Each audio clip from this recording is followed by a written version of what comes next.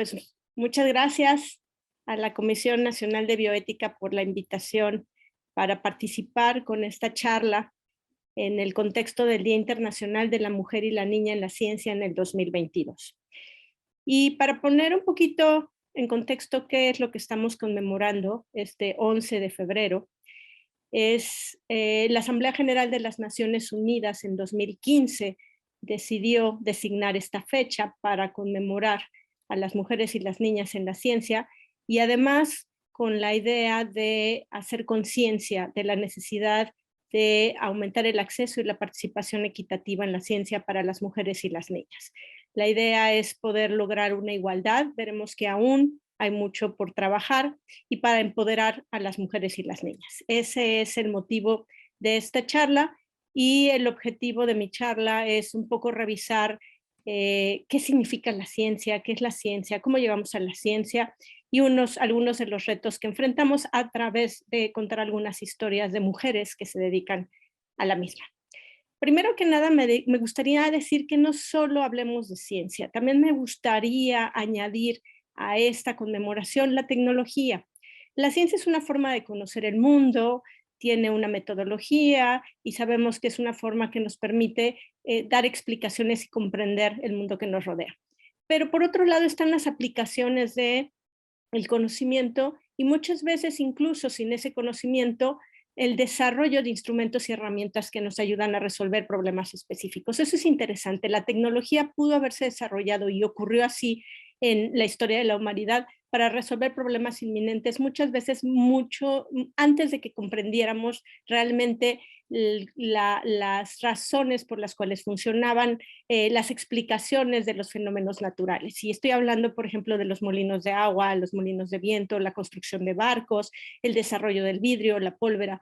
Todo esto surgió de la inquietud humana por resolver problemas y la ciencia, por su parte, es más bien esta búsqueda por explicar este mundo, la búsqueda por explicar estos fenómenos, la búsqueda por comprender por qué funcionan estos objetos que desarrollamos.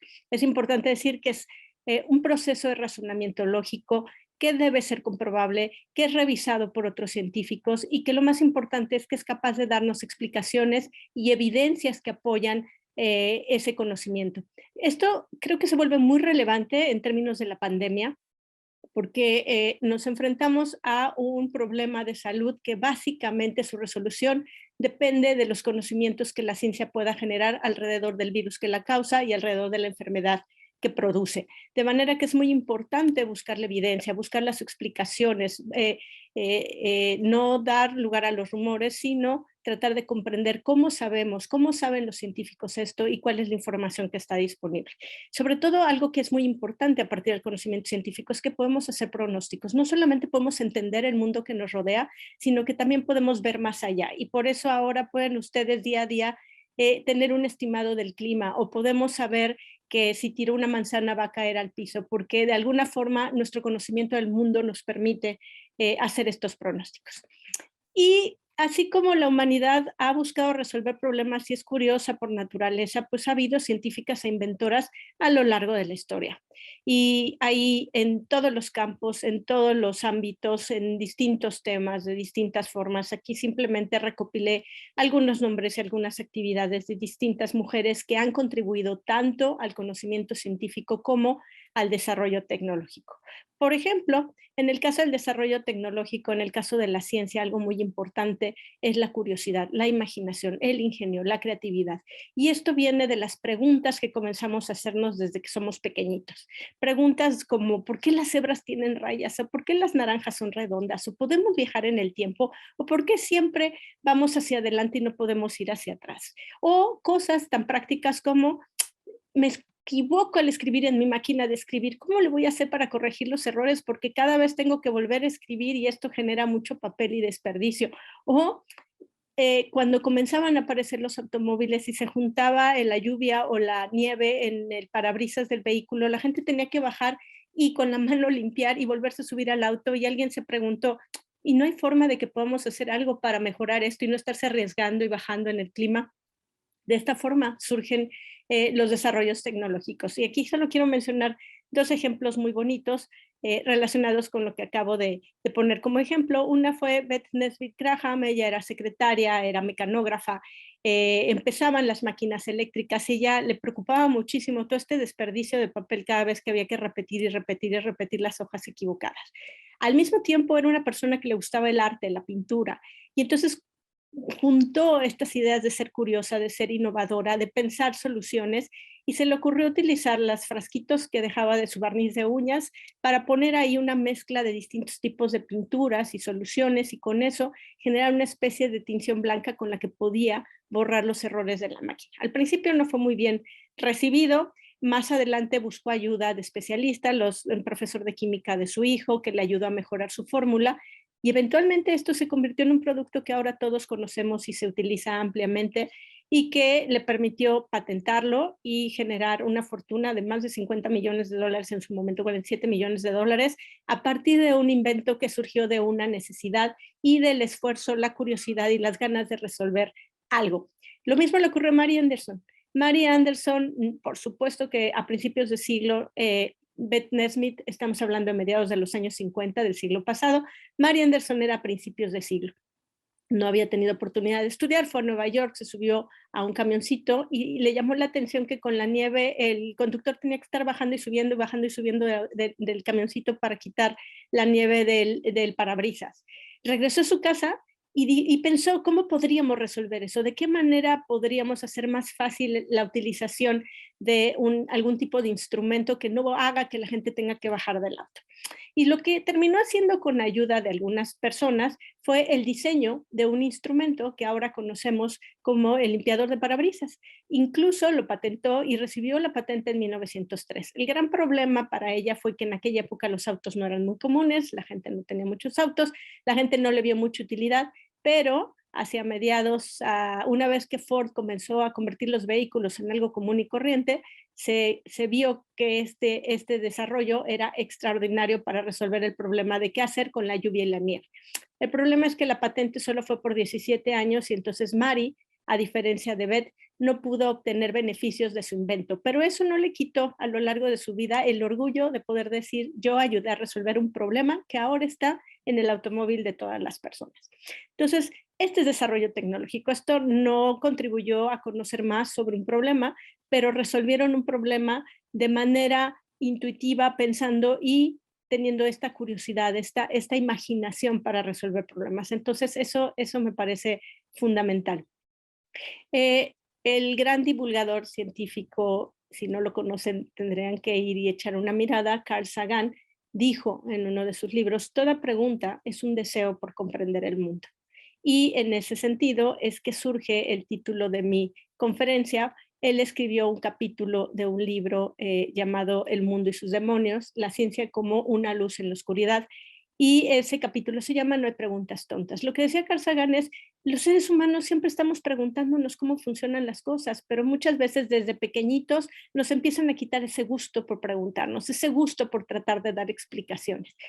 Es muy importante, si queremos formar científicas e inventoras, promover esta curiosidad natural que tiene el ser humano por saber. Y aquí puse una de sus contribuciones fundamentales a la divulgación de la ciencia, fue este libro que apareció en principios de los años 80 del siglo pasado, Cosmos, y creo que para muchos de nuestra generación fue significativo e importantísimo para poder empujarnos a dedicarnos a estudiar ciencias. Entonces, la ciencia comienza con una pregunta, y lo que busca responder la ciencia básicamente es los cómo y por qué. ¿Cómo funciona? ¿Por qué ocurre? ¿Cómo se producen las proteínas que están en mi cuerpo? ¿Por qué los rayos caen de distinta forma en el cielo? Y lo más importante, y lo que nos contribuye la ciencia a través de este proceso de razonamiento, de experimentación, de producción de evidencia, es que eventualmente lo más importante es que podemos explicar cómo es que sabemos esas respuestas. Eso es una de las cosas más importantes de la ciencia. Ahora bien, ¿qué ocurre con las mujeres que se dedican a el conocimiento? Voy a hablar especialmente de 3 mujeres que ganaron el premio Nobel. Una es Elizabeth Blackburn. Elizabeth Blackburn ganó el premio Nobel de Medicina en 2009. la otra es Ada Yona, que ganó el Premio Nobel de Química también en 2009, y finalmente está Françoise Barré-Sinoussi, que ganó el Premio de Medicina en 2008.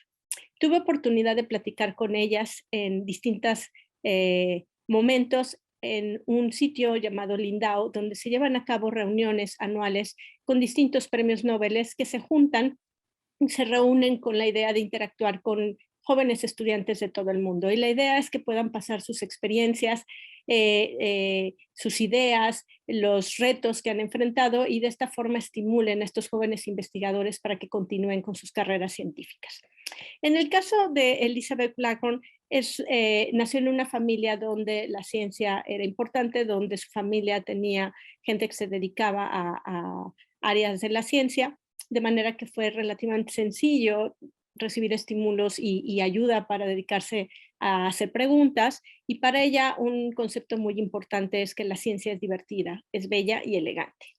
Por su parte, Ada Yona tiene otra experiencia muy distinta y eso también me gustaría contarlo para entender que uno llega a la ciencia de distintas formas, pero lo que tiene todo mundo en común es que quiere resolver preguntas, quiere conocer el mundo en el que vive. Ada Yona viene de una familia muy sencilla que no había podido estudiar, sin embargo, ella todo el tiempo quería saber cómo funcionaba el mundo y para ella la ciencia también es un reto. Ella trabajó estudiando una estructura de las células en donde se producen las proteínas. Esta estructura se llama el ribosoma y ya no se podía avanzar en el conocimiento porque no se sabía cuál era la estructura precisa del ribosoma. Entonces ella fue la que se dedicó a estudiarlo y a dilucidarlo y describe este esfuerzo por hacerlo como subir al Everest. Así de grande describe Ada Yona su esfuerzo para poder de alguna forma lograr descubrir cuál era la estructura precisa del ribosoma. Y por su parte, Françoise Barré-Sinoussi, ella descubrió el virus que causa el SIDA, el virus de inmunodeficiencia humana o VIH, y para ella parte de su experiencia en la ciencia ha sido de perseverancia, porque el tema no es sencillo. Cuando descubrieron el virus, la gente incluso dudaba que ese tipo de virus que ellos proponían fuera el causante de la enfermedad. Es una enfermedad que al principio estuvo estigmatizada a ciertos grupos de la población, entonces no había apoyos para estudiarla. Entonces fue necesario luchar un obstáculo tras otro obstáculo tras otro obstáculo. Y a diferencia de Ada Yona, que logró dilucidar la estructura de su ribosoma, o Elizabeth Blackburn, que estudia el material genético de las células, los cromosomas y las regiones al final de sus cromosomas y pudo demostrar cómo están hechos, cómo funcionan, etcétera. En el caso de Françoise Barré-Sinoussi, la lucha sigue porque no se ha podido encontrar una cura para esta enfermedad. Ese es uno de sus objetivos y entonces para ella quizá lo más importante ha sido la perseverancia. Aquí les comparto algunas de las cosas que platicamos y por ejemplo, Ada Yona contó esta anécdota increíble. Siempre le gustó saber todo y entonces llegó a una habitación y dijo, ¿cuánto medirá esta habitación? ¿Cómo puedo calcularlo? Ah, pues si yo sé cuánto mido, pues si me voy subiendo en objetos que sé cuánto miden, al final cuando logre tocar el techo puedo calcular la distancia del piso al techo. Y se le hizo muy fácil y puso un banco y luego puso una silla y luego puso otro banquito hasta que se cayó y se rompió el brazo. Y como bien dice el experimento, quedó inconcluso, pero eso no cambió sus ganas por conocer el mundo. Entonces, algo que distingue a las mujeres que se dedican a la ciencia y a la innovación y a la tecnología es que todo el tiempo quieren saber algo de ese mundo en el que viven. Y entonces la perseverancia es una de estas cualidades que son importantes. Por su parte, a Elizabeth Blackburn le pregunté si había visto una dificultad por ser mujer.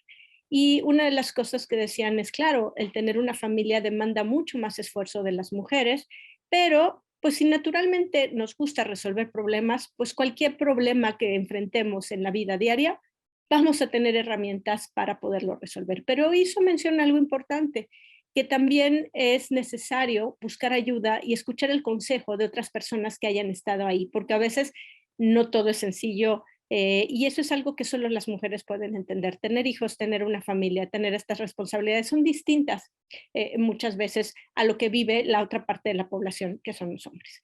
Entonces, de Elizabeth Blackburn quizá lo que habría que decir es que no hay que dudar en pedir consejo. Y otra cosa que contó que me parece muy bonita fue que sus mentores le enseñaron que uno tenía que poner todo de sí y poner todo el empeño y hacer lo mejor posible en la forma en que diseñaba sus experimentos. Y su mentor le decía, tienes que pensar que tu experimento es como una sinfonía de Mozart. Y los llevaba a pasear por el bosque y ponían a Mozart a todo volumen y de esta manera imaginaban cómo iban a diseñar sus experimentos para resolver las preguntas que tenían. Entonces, eso creo que también es importante, esa mentoría, esa gente que nos ayuda a encontrar el camino cuando se puede ver difícil. Y finalmente, en el caso de Françoise Barcinussy, su vida ha sido complicada. Ella es hija única, no tiene familia. Nos contó que unas semanas antes de que recibiera el premio Nobel murió su esposo, así que no la pudo acompañar y por lo tanto ha volcado toda su energía y esfuerzo en la ciencia, en su actividad y en buscar una cura para el SIDA. De manera que lo que dice es, cuando fallamos una vez, redoblamos esfuerzos. Cuando fallamos otra vez, redoblamos esfuerzos. Cuando fallamos quinta vez, después de 20 años, seguimos fallando, seguimos intentando. De manera que otra cosa que distingue a la actividad científica y a la gente que se dedica a ella es el trabajo. Y por supuesto, siendo mujeres, muchas veces las dificultades son mayores y por lo tanto el trabajo todavía es más duro, lo cual no quiere decir que no sea divertido, que no sea satisfactorio y que al final no traiga grandes recompensas. Ahora bien, revisando qué pasa con los premios Nobel, definitivamente sigue habiendo esta inequidad que es necesario revisar. Eh, esta es una idea de cómo se han repartido premios Nobel a mujeres desde 1901 hasta 2021. Y podemos ver que el número es muy pequeñito de premios que se han otorgado a mujeres, aunque este número ha ido aumentando lentamente. Una de las razones por las cuales las mujeres tardaron más en poder acceder a dedicarse a la ciencia es que solamente fue hasta finales del siglo XIX que se le permitió a las mujeres estudiar. Y por supuesto que un camino fundamental para poderse dedicar a la ciencia es poder estar en la universidad y poder dedicarse y estudiar específicamente en las áreas del conocimiento en las que uno se quiere especializar.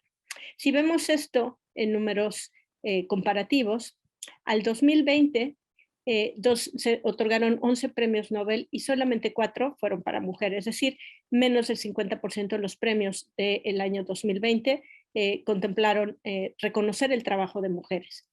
Solo hay una mujer que ha logrado ganar 2 veces el premio Nobel, es decir, se han otorgado 59 premios Nobel en total a mujeres, pero en realidad solo han sido 58 mujeres, porque uno de sus premios fue un segundo premio para Marie Curie. Marie Curie fue la primera mujer en recibir este premio internacional en 1903 y la única que lo ha podido recibir 2 veces. Entonces, digamos que de las 58 mujeres al 2020 que habían recibido esta distinción, en cuanto a hombres, nos referimos a un total de 876 hombres o 934 premios entregados. Y la mayoría de las mujeres premiadas han sido en el campo de la literatura y la paz.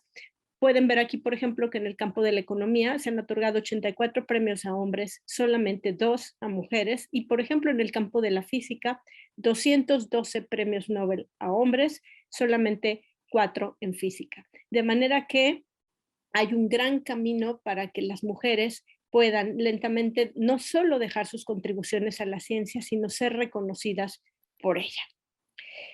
Hay algunos cambios, estas son noticias recientes del año pasado, se ven mucho más mujeres que están iniciando sus carreras en áreas científicas.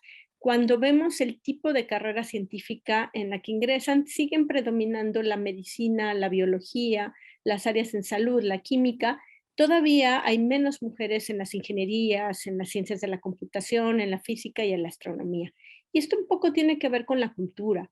Es importante hacer notar que no se requieren habilidades diferentes para poder dedicarse a cualquiera de estas áreas. Simplemente que hay veces en las cuales se hace énfasis que hay campos masculinos y campos femeninos. Bueno, en realidad en el siglo XXI sabemos que eso no existe, pero claramente sigue habiendo menos mujeres que van hacia las áreas de las ingenierías y las matemáticas, aunque en el número total son mucho más las que están cada vez inscribiéndose para realizar actividades en la ciencia. Sin embargo, hay dos problemas importantes que se observan. Uno de ellos es que no necesariamente terminan o siguen su carrera académica, y esto tiene que ver con esta cualidad única de las mujeres que requieren tiempo para ser mamás. Y eso ha costado mucho trabajo, que en una actividad que hasta no hace mucho era básicamente una actividad de hombres, comprendan las diferencias y las necesidades que tienen las mujeres. Y la otra cosa que se ha visto que es muy importante y es necesaria es el hecho de que en muchas publicaciones las mujeres no reciben el crédito de que son primeras autoras o que son autoras senior. Esto también tiene que ver con que muchas veces se descalifica cuando una mujer toma un año sabático porque tiene a su bebé. Entonces ahí hay todavía muchas cosas que trabajar para poder hacer más equitativo las condiciones en las que trabajan las mujeres en la ciencia contra las condiciones que trabajan los hombres. Pero es excelente noticia que las mujeres con la posibilidad de estudiar cada vez más tienen acceso a dedicarse a distintas áreas del conocimiento para resolver esas preguntas que ellas quieren contestar. Otra inequidad que sigue existiendo y que se ve por ahí es esto de los premios. Vimos con los premios Nobel, pero se vio que en otros premios, por ejemplo, en un estudio el año pasado también, en 2021, de 141 premios importantes para la ciencia, entre 2001 y 2020, de esos 2.000 premios que les dieron a los hombres, solo 262 fueron para mujeres. Es decir, sigue habiendo poco reconocimiento para la contribución de las mujeres a la ciencia. De manera que uno de los retos es esta disminución en el tiempo de carrera que involucra los años de maternidad de las mujeres y que tiene que ver también con que no se les dé el crédito para ser primeras autoras, tiene que cambiar. Algo interesante que notó la investigadora que realizó esta investigación fue que desde 2001, 22 de esos 141 premios no han reconocido mujeres, incluso cuando 2 de estos premios llevan el nombre de una mujer como parte del reconocimiento. Entonces, eso nos hace ver que necesitamos revisar continuamente dónde estamos y qué necesitamos hacer para ir lentamente siendo más conscientes de estas inequidades y poderlas corregir. Entonces, han aumentado los premios que reciben las mujeres, sí, miren, en 2001 era el 6%, en estos 141 premios que se analizaron entre 2016 y 2020 aumentó al 19%, es buenísimo, pero queremos más. Queremos ver más distinciones y reconocimiento a las mujeres, no solamente por su contribución en la ciencia, sino también porque las condiciones en las que trabajan son diferentes. En cuanto al número de profesores, miren, también eso quiere decir, ese número ha aumentado, lo cual quiere decir que también lentamente las mujeres van ocupando más espacios. Y eso permite también ser más conscientes de los problemas que enfrentan. En México, la situación es muy similar a lo que se ve aquí. Hay pocas mujeres todavía dedicándose a la ciencia, a pesar de que la población más o menos está dividida 50-50, es decir, 50% hombres, 50% mujeres, más o menos. Solamente 3 de cada 10 científicos son mujeres, es decir, aún no logramos que las mujeres que quieren estudiar ciencias puedan llegar a estas actividades. Además, hay inequidad, por ejemplo, en la percepción y en el sueldo. En un estudio del INEGI de 2020 se vio que hasta 17% menos ganan mujeres haciendo la misma actividad que sus contrapartes masculinas. Nuevamente, esto es importante revisarlo y revisar cuáles son las normas y las actividades que se evalúan y cómo pueden tomar en cuenta las características específicas de las mujeres. Sin embargo, y otra vez un poco con lo que vimos en el resto del mundo, en la UNAM sí vamos viendo una mejora. 5 de cada 10 alumnas en 2019 eligieron carreras relacionadas con ciencia, tecnología, ingeniería y matemáticas. Aún así, vemos lo mismo que vimos en la gráfica anterior. La mayoría se van a las áreas naturales y de medicina y mucho menos en las áreas físicas y matemáticas. Y sin embargo, eso es un tema más cultural.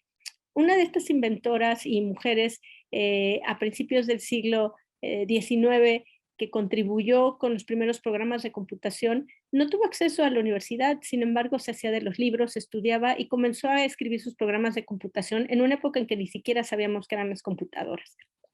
Esto muestra que no hay una limitación. Lo mismo ocurrió a otra chica que le gustaban las matemáticas, consiguió que los maestros de la universidad vinieran a darle clases particulares porque tenía los medios para lograrlo, y se dedicó a hacer contribuciones importantes en diversas áreas de las matemáticas. Se buscó un sobrenombre, le conocían como LeBlanc, porque obviamente, pues si sabían que era mujer, quizá no la iban a tomar en serio, y LeBlanc se volvió conocido por sus grandes trabajos en las matemáticas. Entonces, esto muestra que en realidad no hay ninguna diferencia. Lo que hace es que las mujeres descubran que pueden hacer todo lo que se proponga.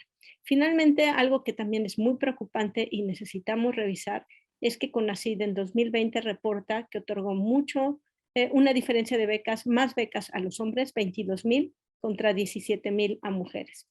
Nuevamente, es importante revisar cuáles son las causas de estas diferencias y buscar políticas públicas que permitan, de alguna forma, mejorar el acceso equitativo de las mujeres a la ciencia. Y para cerrar y hablar de dificultades, quiero cerrar con esta otra experiencia que viví en 2016 en una cumbre de género que se organizó en México y en la cual el programa para el fortalecimiento académico para indígenas de CONACYT convocó a 31 chicas para que participaran, recibieran un taller y que recibieran de alguna manera formación que les ayudara a empoderarse. Si consideramos entonces que las mujeres hasta no hace mucho no podían acceder a la educación, si consideramos que las mujeres están en desventaja, ahora súmenle vivir en regiones de nuestro país donde hay violencia, vivir en regiones donde es poca el nivel educativo y por lo tanto menos se espera que una mujer quiera estudiar, y finalmente súmenle a eso venir de una familia indígena, en donde sabemos también la discriminación juega un papel importante, indígena o como el caso de Nadia, de una familia afromexicana, que es todavía un grupo étnico mucho menos reconocido dentro de la población mexicana, todos estos descendientes de afroamericanos que han vivido y viven en nuestro país. Tres mujeres geniales, Wendy Castañón, las tres vienen del estado de Guerrero.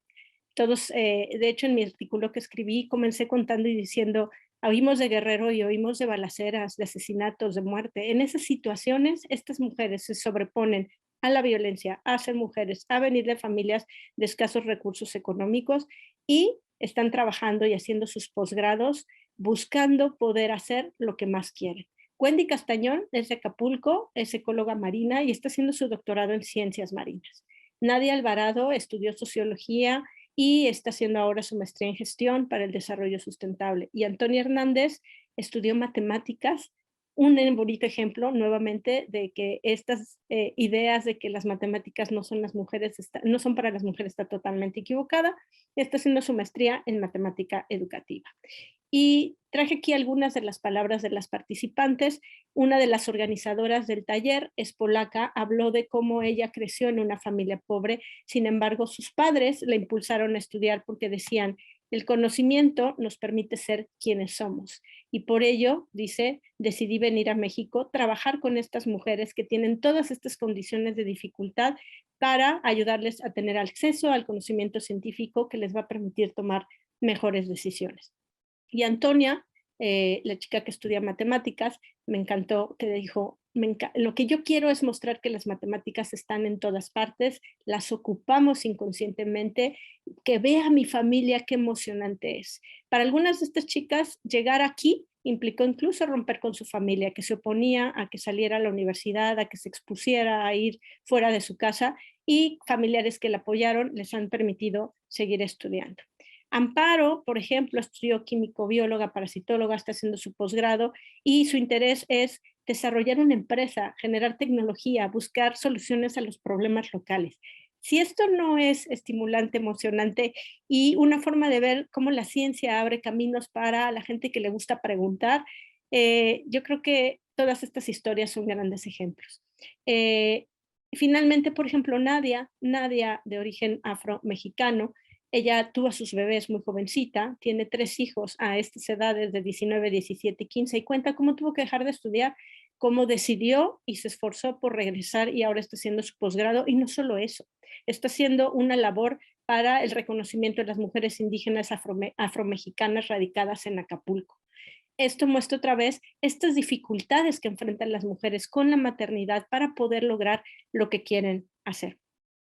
¿Cómo lo logramos? Hay muchísimos artículos, conferencias, opiniones, por eso no quise dedicarlo tanto a ello, sino platicar un poquito estas experiencias, pero necesitamos más preguntadores, más gente que no deje de preguntar y con ello que permita que lleguen a las etapas donde puedan generar conocimiento y desarrollos tecnológicos. Esas más preguntas vienen de la mano con más educación, incentivar la curiosidad, el acceso a la educación, más explicar cómo sabemos y menos que los chicos tengan que memorizar. En la academia, becas y apoyos que reconozcan las diferencias, diferentes formas de evaluar a las mujeres porque claramente tienen necesidades distintas a las de sus colegas masculinos, reconocer las aportaciones de las mujeres, no decir, pues es que no vino en 3 o 4 días, pues entonces no merece ser la primera autora, aunque ella haya hecho los experimentos, esto debe cambiar.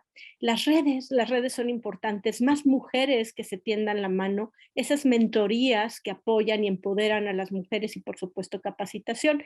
Y en lo personal, el mensaje es, de donde vengan, premios Nobel de Guerrero, nuestras múltiples científicas mexicanas de todos los ámbitos de la sociedad, todas han tenido que poner gran esfuerzo y tesón. Nada viene fácil, pero nada viene fácil en esta vida y es importante encontrar, como bien dijo Elizabeth Blackburn, apoyo en otros. Esa es la única forma en la que vamos lentamente a poder lograr esta igualdad. Quiero cerrar con una frase que me dio otra de estas chicas mexicanas que están haciendo su posgrado. Dijo, sean guerreras, salgan de casa, vayan a la universidad. Hay que creernos que nosotros podemos, hay que empoderarnos, que no se dejen, que sean guerreras, que se atrevan, salgan de sus casas y vayan a la universidad. Eso creo que es un súper mensaje para cerrar este día y para hacernos reflexionar que cualquiera puede ser científica, cualquiera puede ser inventora y que simplemente lo más importante es seguir los sueños y no dejar de preguntar, seguir preguntando siempre. Muchísimas gracias.